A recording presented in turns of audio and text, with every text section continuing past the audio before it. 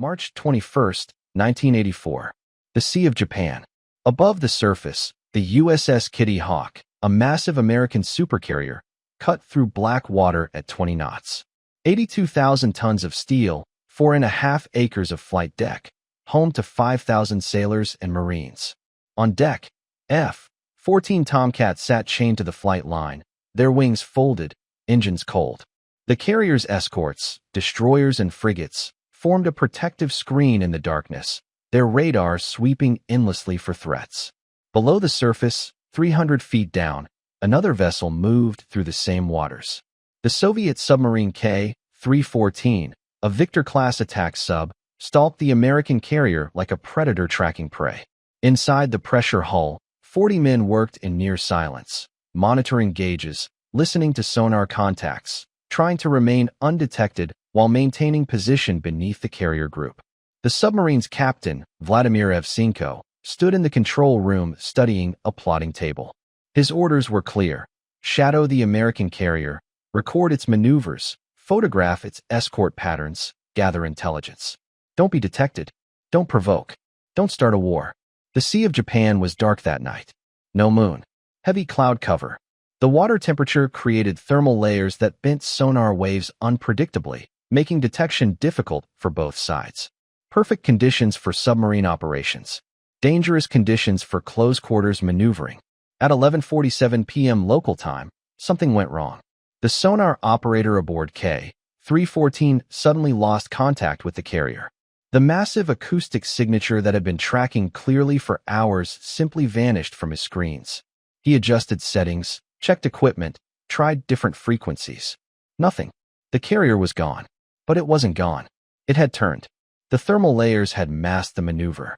And now the submarine and the carrier were on a collision course. At 11:52 p.m., sailors on the Kitty Hawk's weather deck heard a sound that would haunt them for the rest of their lives. A metallic, grinding screech, resonating through the hull like a struck bell. The entire carrier shuddered. Lights flickered throughout the ship. Alarms began sounding. Men rushed to the railings and peered over the side into black water. Some reported seeing turbulence, a massive disturbance in the wake.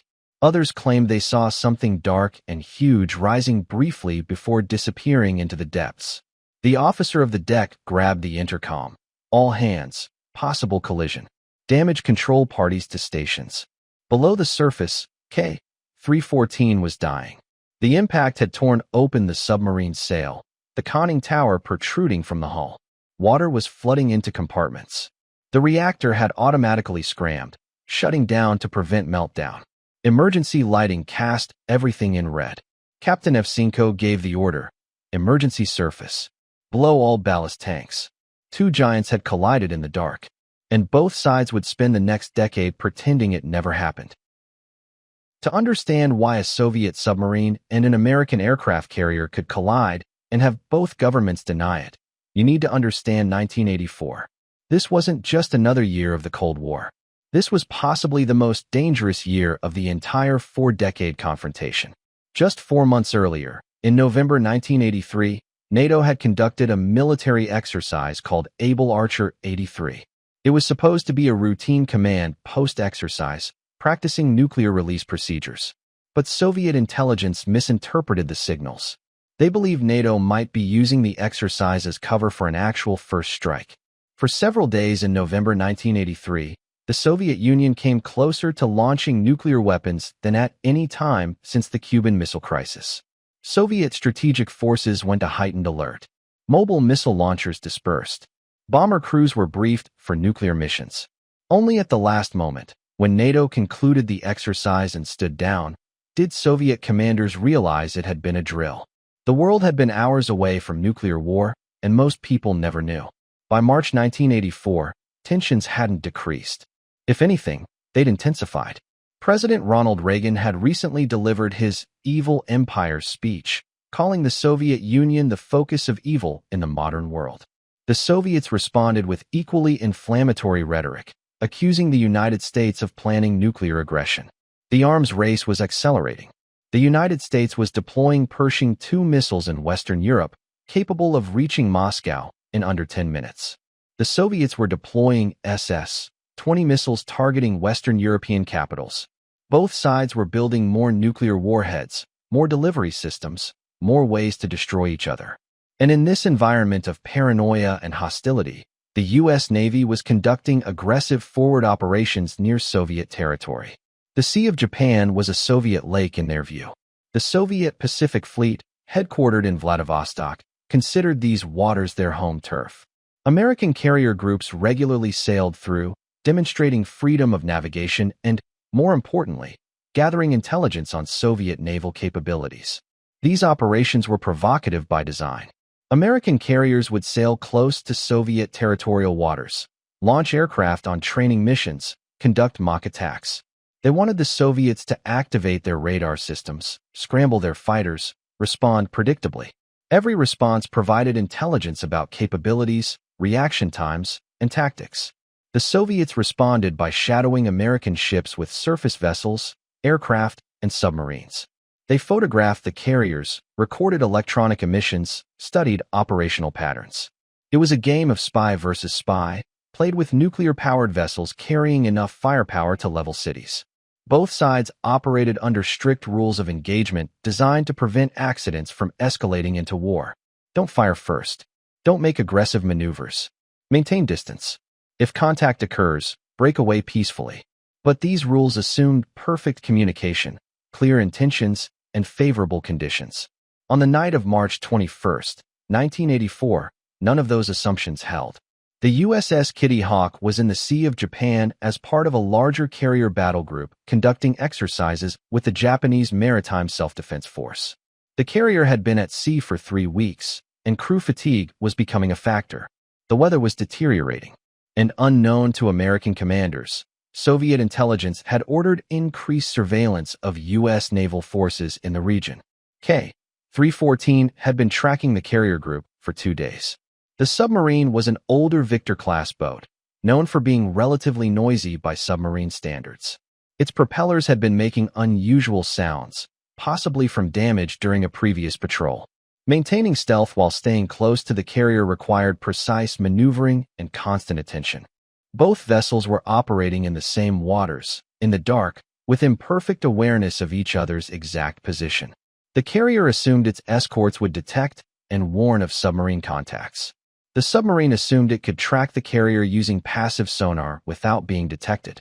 Both were wrong, and they were about to discover that assumption in the worst possible way. The USS Kitty Hawk was a legend. Commissioned in 1961, she was the second of the Kitty Hawk-class supercarriers, the largest warships ever built at the time. By 1984, she'd already served through Vietnam, countless Cold War patrols, and multiple crises. Her crew called her the Hawk. Her adversaries called her a high-value target. Her statistics were staggering. Length, 1,047 feet, longer than 3 football fields. Beam, 252 feet at the widest point of the flight deck. Displacement, 82,000 tons fully loaded. For steam turbines generating 280,000 shaft horsepower, pushing the massive vessel to speeds exceeding 30 knots. The flight deck was organized chaos made routine. 90 aircraft of various types. F-14 Tomcat fighters. A-6 intruder attack aircraft. A-7 Corsair light attack jets. E-2 Hawkeye early warning planes. EA-6B Prowler electronic warfare aircraft. S-3 Viking anti-submarine planes, and helicopters for search and rescue and logistics. 5,000 men lived aboard the carrier. Pilots, deck crew, engineers, cooks, mechanics, electronics technicians, doctors, chaplains, and hundreds of other specialties required to operate what was essentially a floating city and airbase combined. The ship could operate continuously for months without resupply, manufacturing its own fresh water, generating its own electricity, repairing its own aircraft. The carrier was protected by an escort group, 2 guided missile cruisers, 3 destroyers, and a frigate, all equipped with sophisticated anti-submarine warfare capabilities. They deployed towed sonar arrays, dropped sonobuoys, operated ASW helicopters. Their mission was to create a protective bubble around the carrier, detecting and deterring submarine threats before they could approach weapons range. But submarine detection wasn't perfect. Far from it. Despite billions spent on sonar technology, submarines could still hide, especially in complex acoustic environments like the Sea of Japan. Below the surface, K-314 represented Soviet naval power in miniature. She was a Project 671 Victor-class attack submarine, designated by the Soviets as a large hunter submarine. Her mission was simple: find enemy submarines and surface ships, track them, and if war came, destroy them. The Victor class was introduced in the late 1960s as the Soviet answer to American nuclear submarines. K-314 specifically was a Victor the first variant, the earliest production model. Length, 308 feet. Beam, 33 feet. Displacement, 5,000 tons submerged. She was powered by a single VM for pressurized water nuclear reactor driving steam turbines that could propel the submarine to 30 knots underwater. Armament included 8 533mm torpedo tubes in the bow, carrying a mix of conventional and nuclear-tipped torpedoes. She also carried anti-ship missiles that could be launched while submerged. In theory, K-314 could destroy the Kitty Hawk with a single salvo. In practice, getting that close undetected was nearly impossible. The submarine's crew numbered 40 men, compared to the carrier's 5,000. They lived in cramped compartments, sleeping in bunks stacked 3 high, breathing recycled air that always smelled of diesel fuel, cooking oil, and human sweat. Some never saw sunlight for months. The psychological strain was immense, but Soviet submarine crews were considered elite, carefully selected, and extensively trained. Captain Vladimir Evsenko was a veteran submarine commander with 15 years of experience. He'd commanded K-314 for 2 years and knew his boat's capabilities and limitations intimately. He knew, for instance, that his submarine's propellers were damaged and making more noise than normal. He knew his sonar equipment was outdated compared to American systems. He knew that tracking a carrier group this closely was dangerous. But his orders were clear. Soviet Pacific Fleet intelligence needed information on American carrier operations.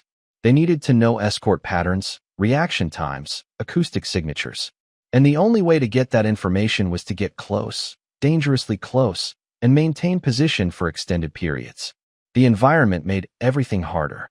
The Sea of Japan is relatively shallow compared to the open Pacific, averaging around 5,000 feet depth.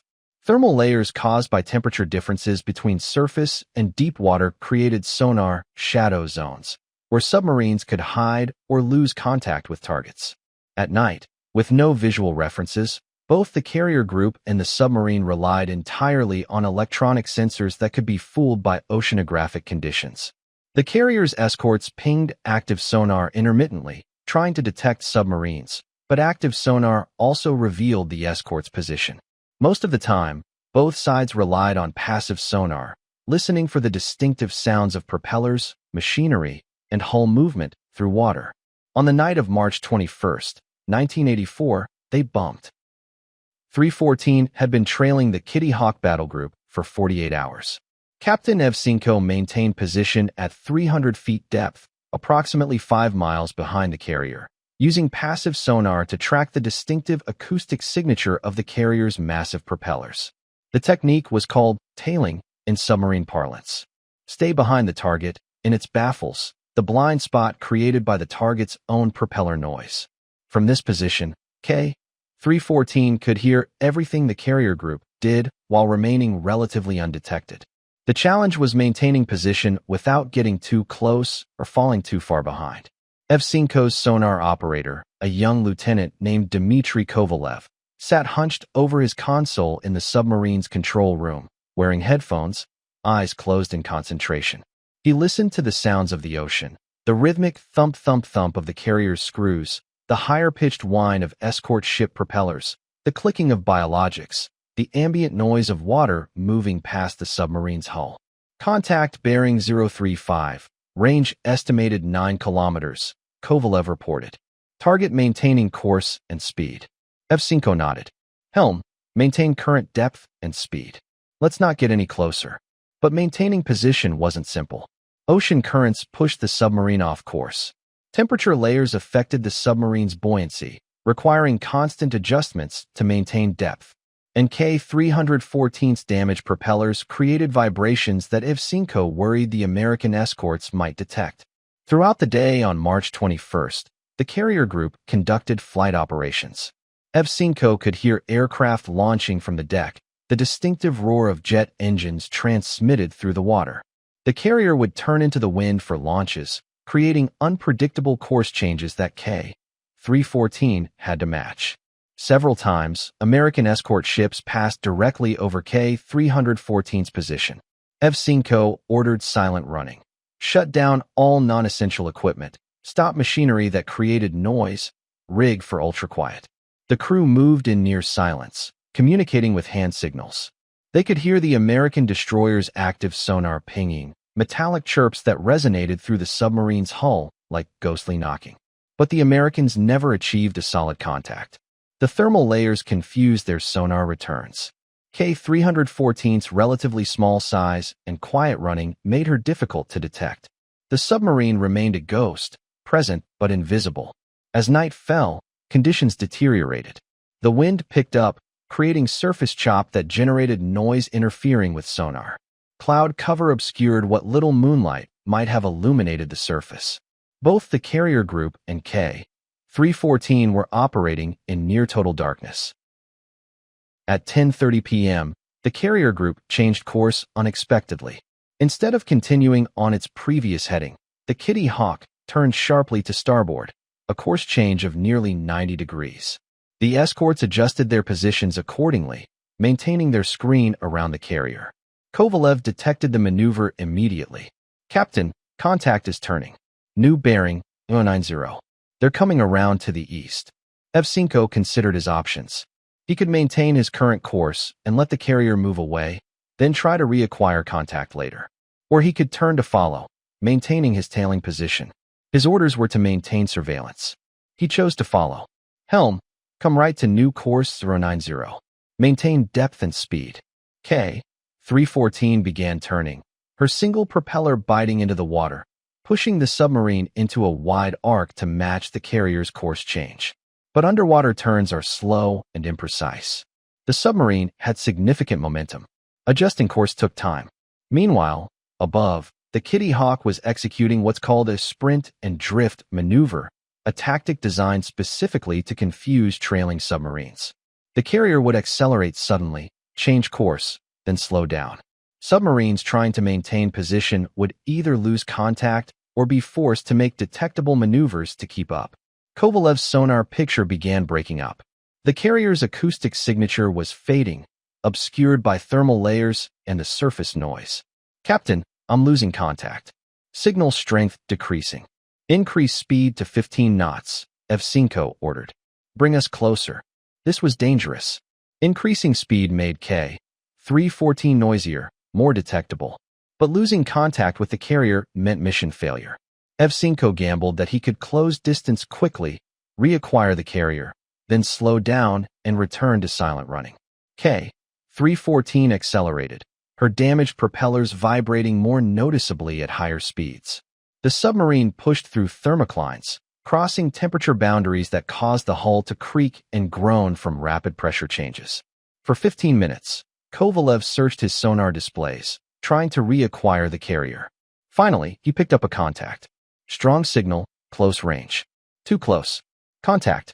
Bearing 045, range. "Captain, that's only 3 kilometers. Evchenko felt his stomach drop. 3 kilometers was extremely close for a submarine trailing a carrier. Dangerously close. He'd closed more distance than intended during the course change. "All stop," he ordered. "Let the distance open up." But it was too late.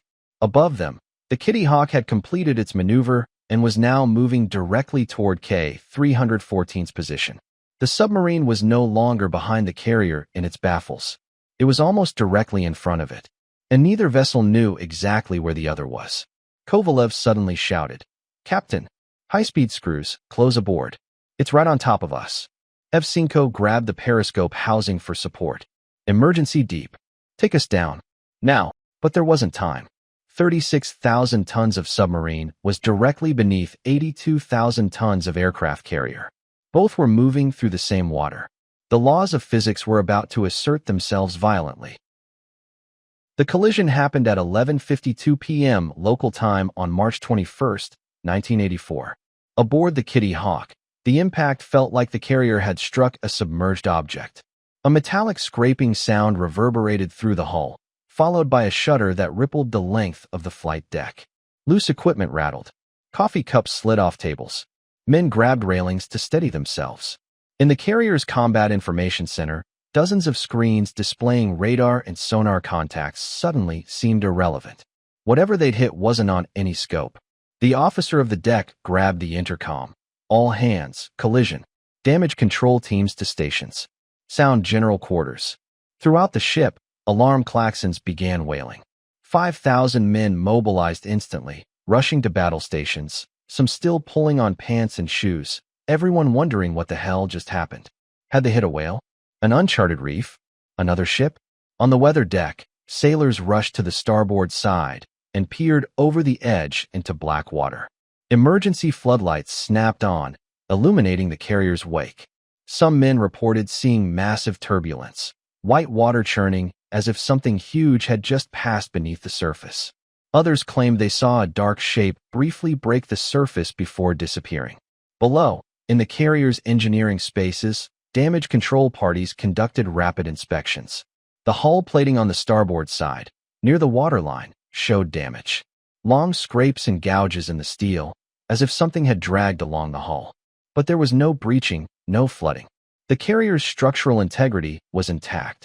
300 feet below and 300 yards away, K-314 was experiencing catastrophic damage.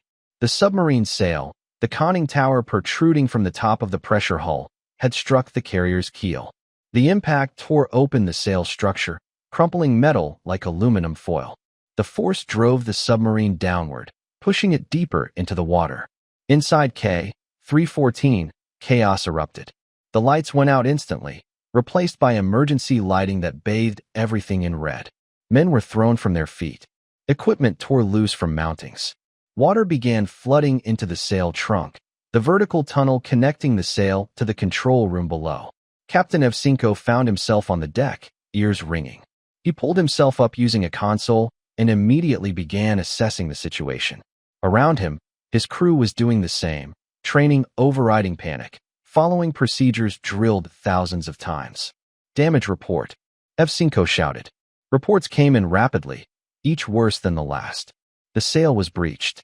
Water flooding compartments 2 and 3. Hydraulic pressure lost. Multiple electrical systems offline. And most critically, the nuclear reactor had automatically scrammed, shutting itself down as a safety measure when sensors detected the violent impact. Without the reactor, K-314 had no power beyond emergency batteries. The submarine couldn't propel itself, couldn't pump water out of flooded compartments, couldn't generate electricity for life support. They were dead in the water, sinking slowly, in hostile territory. Blow all ballast tanks, Evsinko ordered. Emergency surface. Compressed air roared into the ballast tanks, forcing water out, creating buoyancy.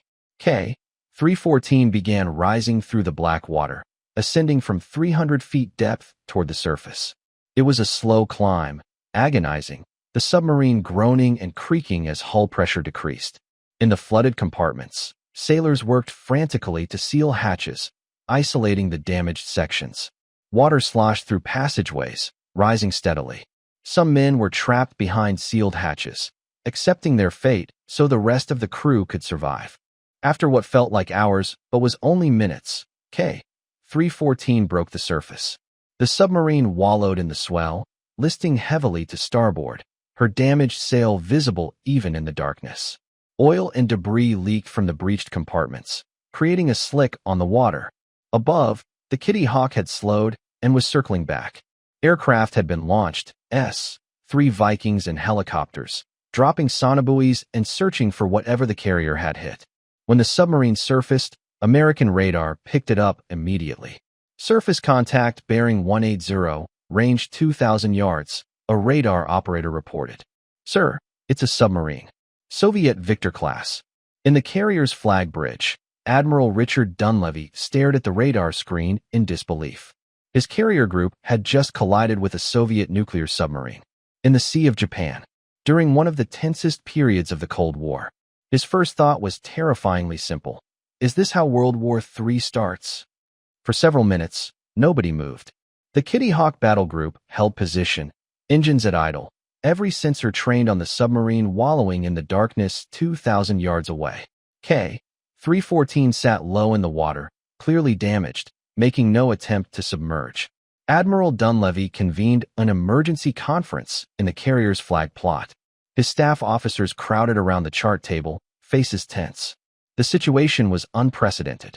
Soviet and American vessels had collided during peacetime. A Soviet nuclear submarine was disabled, possibly with a damaged reactor, in international waters. Options? Dunleavy asked. His chief of staff spoke first. We could render assistance, sir. It's maritime tradition. Vessel in distress, we have an obligation. It's a Soviet nuclear submarine, the intelligence officer interrupted. We approach that sub, they'll claim we were attempting to board or capture it. Moscow would have a propaganda victory and a legitimate grievance. The operations officer added. The submarine surfaced in our proximity, sir. They know we're here. If we leave, they could claim we caused the collision and fled the scene. Dunleavy rubbed his temples. What's the reactor status on that boat? Unknown, sir. If the reactor was damaged in the collision, we could have a radiation situation. The crew might need immediate evacuation. Do we have radiation detection gear in the air? Yes, sir. Helicopters are equipped. So far, no elevated readings. Dunleavy made his decision. We hold position. Launch additional aircraft for surveillance. Document everything with photography. Do not approach the submarine. Do not communicate directly. Maintain defensive posture. And get me a secure line to Pacific Fleet Command immediately. Aboard K-314, Captain Evsenko faced equally difficult decisions. His submarine was crippled. The reactor was offline and would take hours to restart, if it could be restarted at all. 3 compartments were flooded. Emergency batteries would last 12 hours maximum. And he was surrounded by American warships. His executive officer, Lieutenant Commander Anatoly Volkov, stood beside him on the damaged bridge inside the sail. Wind whipped across the open ocean. They could see the Kitty Hawk in the distance, a massive dark shape lit by aircraft warning lights, and the smaller silhouettes of escort ships forming a cordon around the submarine. We need assistance, Volkov said quietly. The flooding is beyond our control. If we can't restart the reactor, we'll lose life support within hours. Evsenko knew this. He also knew that accepting American assistance was unthinkable. Soviet doctrine was absolute. Never allow enemy forces to access Soviet vessels. Scuttle the ship rather than let it fall into enemy hands. Better to drown than to surrender. Signal Vladivostok, Evsenko ordered. Report collision with foreign vessel. Require immediate assistance. Request tug and escort. The radio operator worked frantically, trying to establish communication with Soviet Pacific Fleet headquarters 400 miles away. The submarine's damaged antenna made transmission difficult, but eventually they established contact. The response from Vladivostok was swift. Assistance was coming. 2 Submarine-class destroyers were en route at maximum speed, estimated arrival in 6 hours. A salvage tug would follow. Orders were clear. Maintain position. Do not engage American vessels. Do not accept American assistance under any circumstances. Evsenko relayed orders to his crew. We hold for 6 hours. Focus on damage control and keeping the boat afloat. Prepare to scuttle if boarding is attempted. Throughout the night, an eerie standoff developed. K-314 sat low in the water, listing progressively as flooding continued. Her crew worked desperately to pump out compartments using hand-operated bilge pumps, an exhausting process that bought time but couldn't solve the fundamental problem. American aircraft circled overhead continuously. S-3 Vikings and helicopters maintained surveillance, photographing the damaged submarine from every angle. The photographs would later prove invaluable. They clearly showed the crumpled sail, the oil slick, the submarine's distressed condition. Several times, American helicopters approached close enough that K-314's crew could see the door gunners and photographers. The submariners waved signal lights in a pattern that meant no hostile intent. The Americans waggled their helicopter's nose in acknowledgement and maintained distance. One surreal moment occurred around 2 a.m. A young American helicopter pilot, perhaps caught up in the moment, flew close enough to the submarine that the downwash from his rotors created spray on the water near K-314. F-5's crew members on the sail waved. The American crew waved back. Then the helicopter pulled away. It was a brief reminder that beneath the Cold War hostility, sailors on both sides recognized a common humanity. They were professionals doing dangerous jobs, serving their countries, caught in a situation neither wanted. As dawn approached, lookouts on the Kitty Hawk spotted something on the horizon, Soviet warships approaching at high speed. The destroyers arrived just before 6 a.m., their profiles recognizable even at distance. They positioned themselves between the American carrier group and K-314, establishing a defensive line. One of the Soviet destroyers signaled to K-314 using flashing lights, assistance approaching. Maintain position. A salvage tug was hours behind, but coming. K-314 just needed to stay afloat a little longer. Admiral Dunleavy watched the Soviet destroyers take position and made another decision. Signal all units. Withdraw to 10,000 yards. Give them room to conduct rescue operations. We're not here to interfere. The Kitty Hawk and her escorts pulled back, maintaining visibility but increasing distance. The message was clear: we're watching, but we're not threatening. The collision had happened, but war would not. Not today. The salvage tug arrived at noon on March 22nd, 12 hours after the collision. It was a massive vessel, purpose-built for towing disabled submarines, equipped with heavy pumps, damage control equipment, and a crew experienced in submarine rescue operations. By this time, K-314 was in desperate condition. The submarine sat so low in the water that waves washed across the hull. The list had increased to 15 degrees, making movement aboard dangerous. The crew had been fighting flooding for 12 hours straight, physically exhausted, some showing signs of hypothermia from working in waterlogged compartments. The tug maneuvered alongside carefully, paying out towing cables while Soviet destroyers maintained their protective cordon. American aircraft still circled overhead, documenting everything, but maintaining the respectful distance Admiral Dunleavy had ordered. The towing operation took 3 hours to complete. Heavy steel cables had to be attached to K-314's bow towing points, a dangerous operation requiring sailors to work on the submarine's slippery, damaged hull while waves crashed over them. One sailor nearly went overboard and was saved only by his safety harness. Finally, at 3 p.m., the tug took up strain on the cables and began towing K-314 toward Vladivostok. The submarine, completely powerless, trailed behind like a dying whale. Soviet destroyers flanked the formation, their weapons systems tracking the American ships that still maintained distant surveillance. Before leaving, Captain F-5 had made a difficult decision. All classified materials aboard K-314 had to be destroyed or jettisoned. Code books were burned.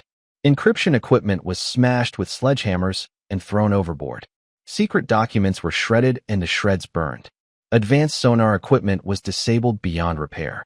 The most sensitive items, including nuclear weapon arming mechanisms and signals intelligence gear, were locked in weighted bags and thrown overboard in deep water. F-5 personally supervised this destruction, knowing that every piece of equipment represented years of Soviet technological development. But allowing any of it to fall into American hands was unthinkable. The transit to Vladivostok took 48 hours. K-314 limped home at 4 knots, the maximum speed the tug could maintain while towing the waterlogged submarine. The crew remained aboard, operating on emergency power, eating cold rations, sleeping in shifts in cramped, damaged compartments. Throughout the transit, Soviet naval aviation provided air cover. 142 Bear reconnaissance planes circled overhead, their long-range cameras documenting the American ships that continued following at a distance. MiG-23 fighters flew combat air patrols, ensuring no American aircraft approached too closely. The Kitty Hawk followed for the first 12 hours, then broke off and resumed normal operations. Admiral Dunleavy had orders from Pacific Fleet Command: document the incident thoroughly, but do not escalate. The carrier group turned south toward Japanese waters, continuing scheduled exercises as if nothing unusual had occurred. K-314 finally reached Vladivostok harbor on March 24th, 3 days after the collision. The submarine was immediately towed into a covered dry dock, hidden from American reconnaissance satellites.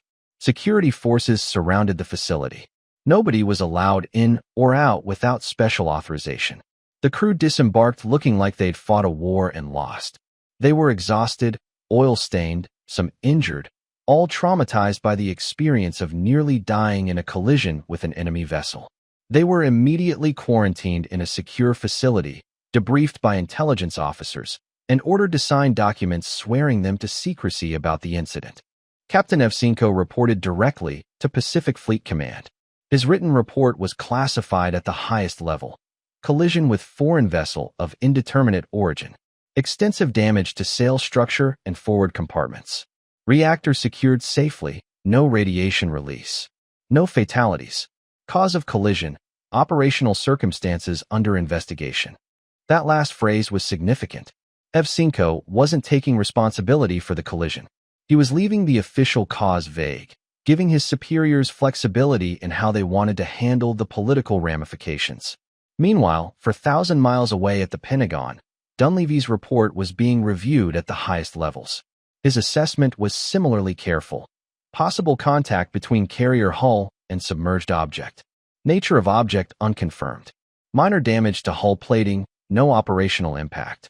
Subsequently observed Soviet submarine with damage consistent with collision. No communication or contact with Soviet vessel.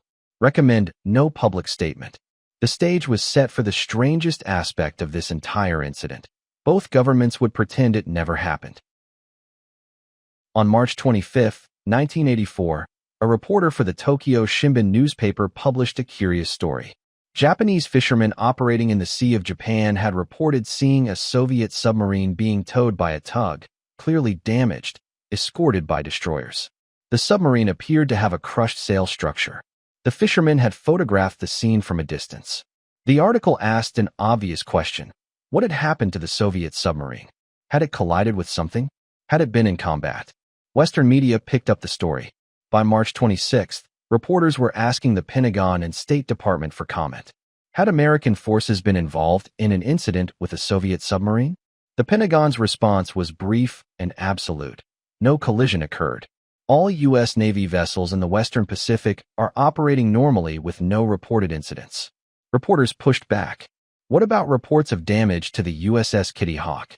What about the photographs of the Soviet submarine? We cannot comment on the operational status of foreign military vessels. As for U.S. Navy operations, we have nothing further to add. The Soviet response was equally emphatic. TASS, the official Soviet news agency, published a statement. All vessels of the Soviet Pacific Fleet are conducting normal operations. Reports of incidents are unfounded speculation by Western media attempting to create provocations. But the evidence kept mounting. Journalists in Japan and South Korea reported seeing K-314 in dry dock in Vladivostok, photographed by long-range surveillance. The damage was obvious even from a distance. Intelligence sources leaked to Western media that American spy satellites had tracked the entire incident, from collision to rescue. Still, both governments held firm. No collision occurred. Both fleets were operating normally. Any similarity between American and Soviet reports of the incident was purely coincidental. The denial wasn't incompetence or confusion. It was deliberate Cold War policy, based on a logic that made perfect sense within the paranoid context of 1984. From the American perspective, acknowledging the collision meant acknowledging that a Soviet submarine had been tracking their carrier closely enough to collide with it. This revealed a serious vulnerability in carrier air defense. It meant admitting that despite billions spent on anti-submarine warfare, Soviet subs could still penetrate carrier battle groups undetected. It also raised uncomfortable questions. Why was the carrier operating so close to Soviet waters? Why didn't escorts detect the submarine? Was the carrier conducting aggressive maneuvers that provoked the incident? Every question would lead to more questions, more revelations about classified operations, more exposure of tactics and capabilities. And most dangerously, it would create political pressure to respond. If the American public knew that Soviet submarines were shadowing carriers close enough to collide, Congress would demand explanations. Hawks would call for more aggressive rules of engagement. the incident could escalate into a crisis that neither side wanted. From the Soviet perspective, the calculus was similar but worse.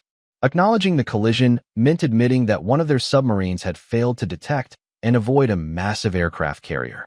It revealed serious problems with Soviet submarine operations, sonar capabilities, and crew training.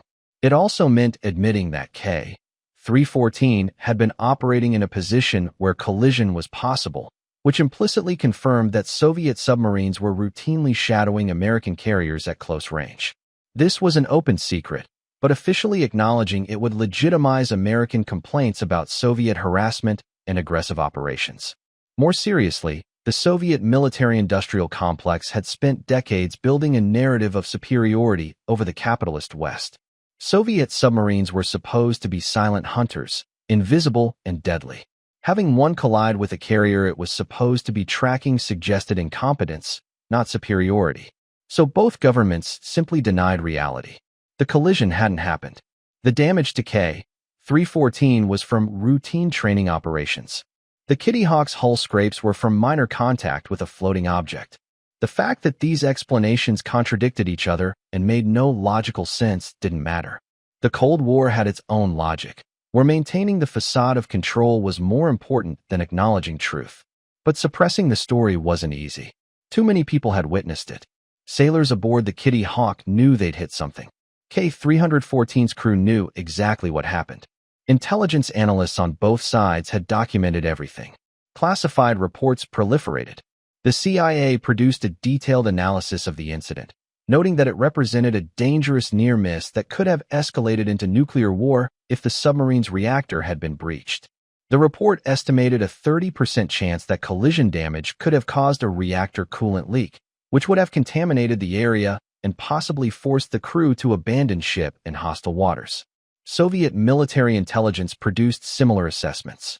Their report noted that American aircraft had maintained surveillance throughout the rescue operation but had not interfered, suggesting professional restraint.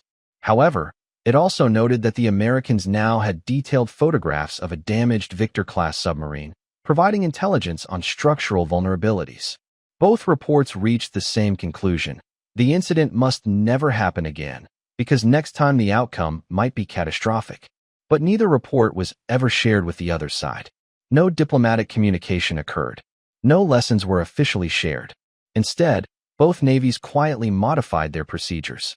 The U.S. Navy increased the frequency of active sonar pinging during carrier operations, sacrificing some stealth for better submarine detection. The Soviet Navy implemented new protocols for submarine commanders operating near American carriers, requiring them to maintain greater separation distances. These changes were never announced or explained. They simply appeared in classified operational manuals, read only by officers with appropriate clearances. For the sailors who lived through it, the denial was surreal. They'd experienced a collision, fought to save their ship or submarine, lived through a near-war scenario. And now their governments were telling them it never happened. Captain Evsenko received a quiet reprimand for inadequate sonar discipline, but no public punishment. His report remained classified for decades.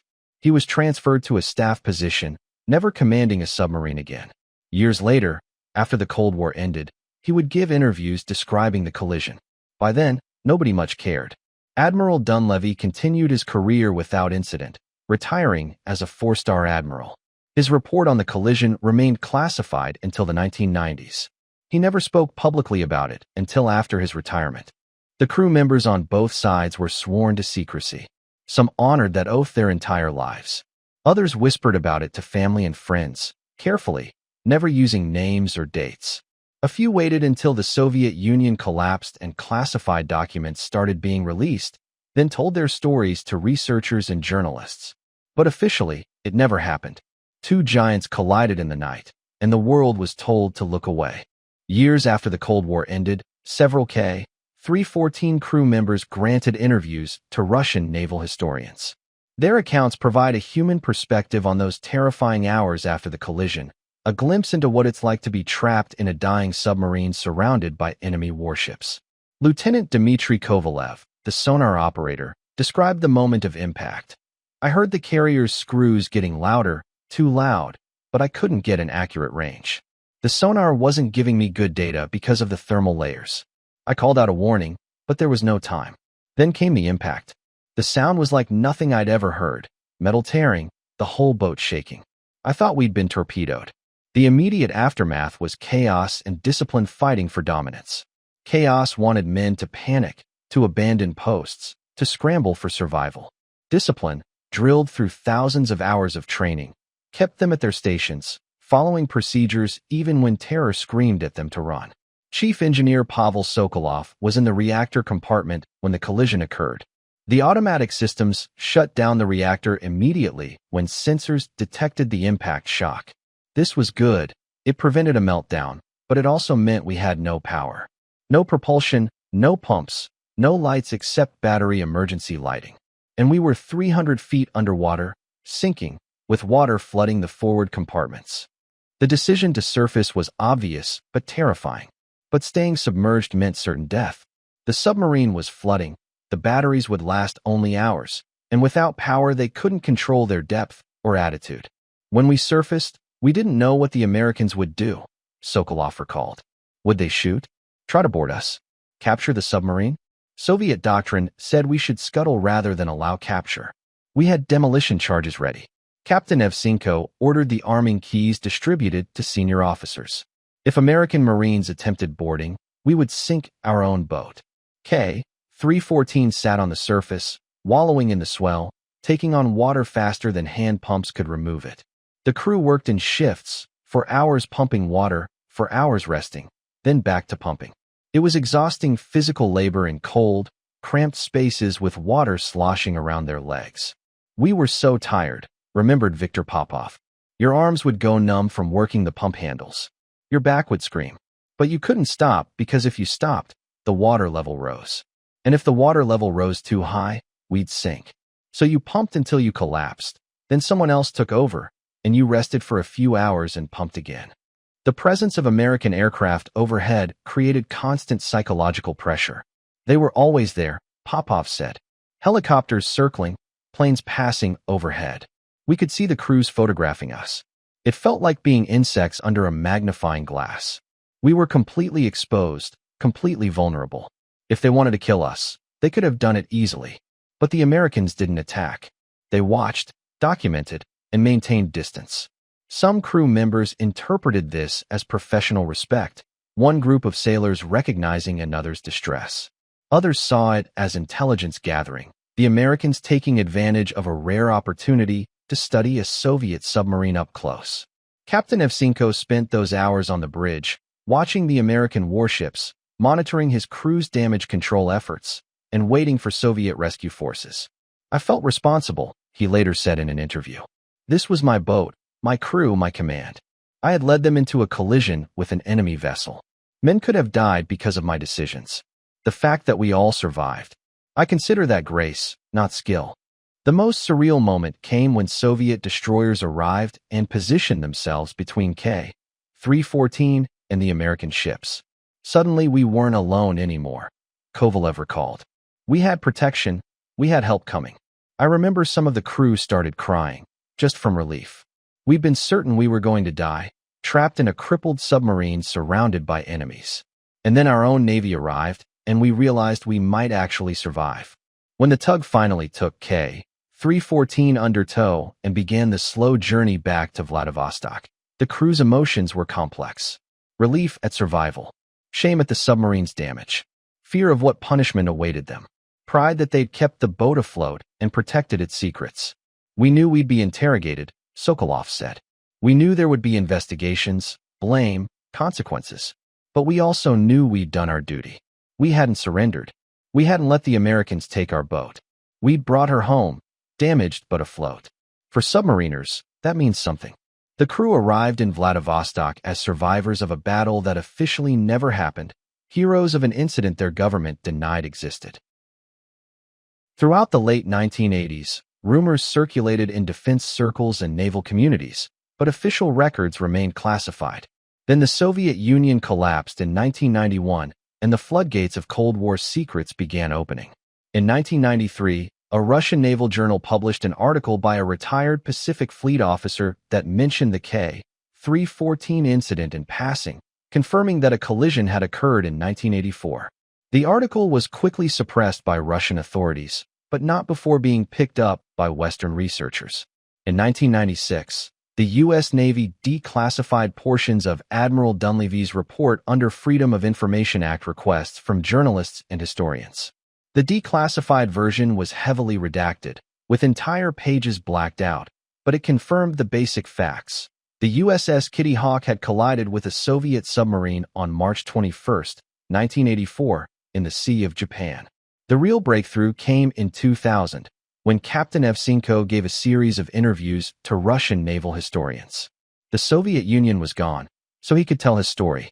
His account provided detailed information about the collision from the submarine's perspective, including operational details never publicly acknowledged by either government. We were following too close, Evsenko admitted in one interview.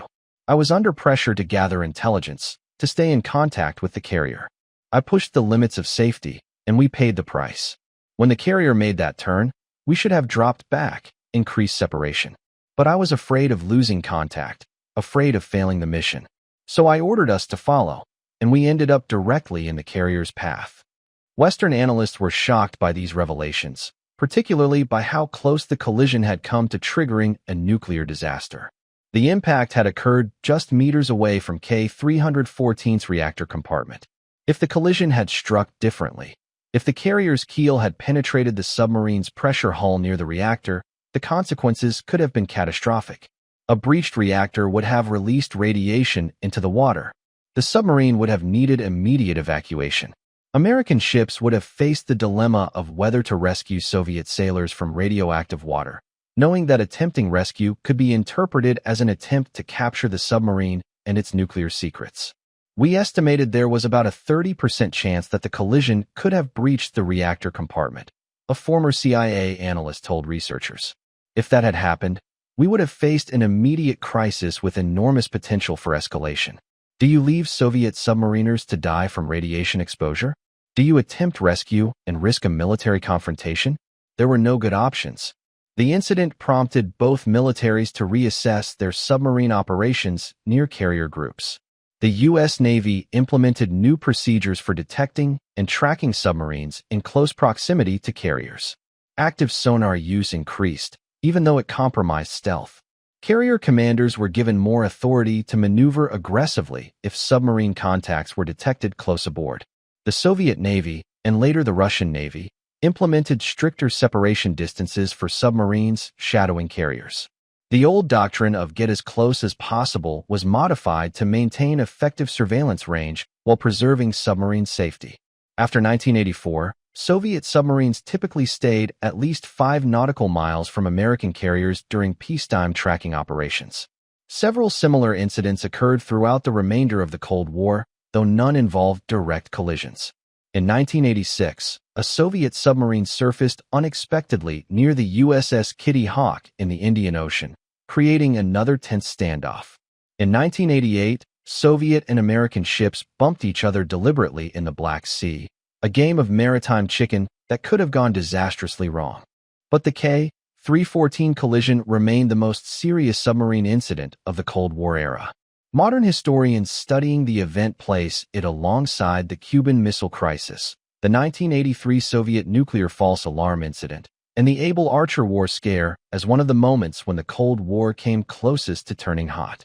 What's remarkable isn't that it happened, one historian noted. What's remarkable is that both sides had enough sense to de-escalate, to deny it publicly while taking it seriously internally, and to modify their operations to prevent it from happening again. They recognized they'd dodged a bullet and adjusted accordingly. Captain Evsenko died in 2009, having lived long enough to see his story finally acknowledged. In his final interview, he reflected on the incident. We met in the dark and pretended it never happened. Maybe that was the wisest choice. Admitting the truth might have forced both sides to respond in ways that could have led to war. Sometimes silence is the most honest answer.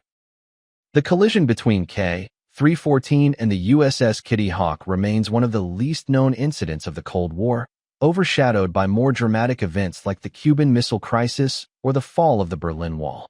Yet it represents something fundamental about that 4-decade confrontation. the constant danger of accidental war, the thin line between professional restraint and catastrophic escalation. K-314 was eventually repaired and returned to service, though never again commanded by Evchenko. She operated with the Pacific Fleet until 1994, when post-Soviet Russia's collapsing military budget forced her decommissioning. She was scrapped in 1996, her titanium hull cut apart and melted down, her nuclear reactor defueled and sealed in concrete. Nothing physical remains of the submarine that collided with a supercarrier and survived. The USS Kitty Hawk continued her distinguished career for another 25 years. She served through the end of the Cold War, through Operation Desert Storm, through post-9/11 operations in Afghanistan and Iraq. She was finally decommissioned in 2009 and spent years awaiting scrapping. In 2024, she was towed to a Texas facility to be broken up, the last of the conventional power supercarriers, the end of an era. The hull damage from the collision was repaired during routine maintenance and never significantly affected the carrier's operations. Some sailors who served aboard Kitty Hawk in later years reported that old-timers would point to a section of the hull and tell stories about the time we caught a submarine. Most dismissed it as sea stories, the kind of tall tale sailors have been telling since humans first went to sea. But it wasn't a tall tale. It happened. Two giants met in the dark, collided, and both sides chose silence over truth because the truth was too dangerous to acknowledge. The incident symbolizes the fundamental absurdity of the Cold War, a conflict fought with secrecy and denial, where accidents had to be covered up to prevent them from becoming provocations, where truth was too expensive to afford. In one of his final interviews, Captain Evchenko offered a reflection that captures the strange nature of the event. We were enemies, but we were also sailors. We understood each other in ways that our governments never could. When my submarine surfaced, disabled and helpless, the Americans could have destroyed us. But they didn't. They watched, they documented, and they let us be rescued. That's what sailors do. We respect the sea, and we respect each other, even when we're on opposite sides. The ocean kept their secret for years. The collision happened in deep water, far from shore, witnessed only by those involved and hidden by classification stamps and official denial. But eventually, the truth surfaced, as truth usually does. Two enemies collided in the night, and the world was never told. Not because it wasn't important, but because it was too important. Too dangerous. Too real. No shots fired. No headlines written. Just two machines, guided by men who understood that silence was sometimes the only thing standing between professionalism and catastrophe. The Kitty Hawk and K-314 met once, in darkness, beneath the waves. And both sides made the same choice: pretend it never happened and make sure it never happens again.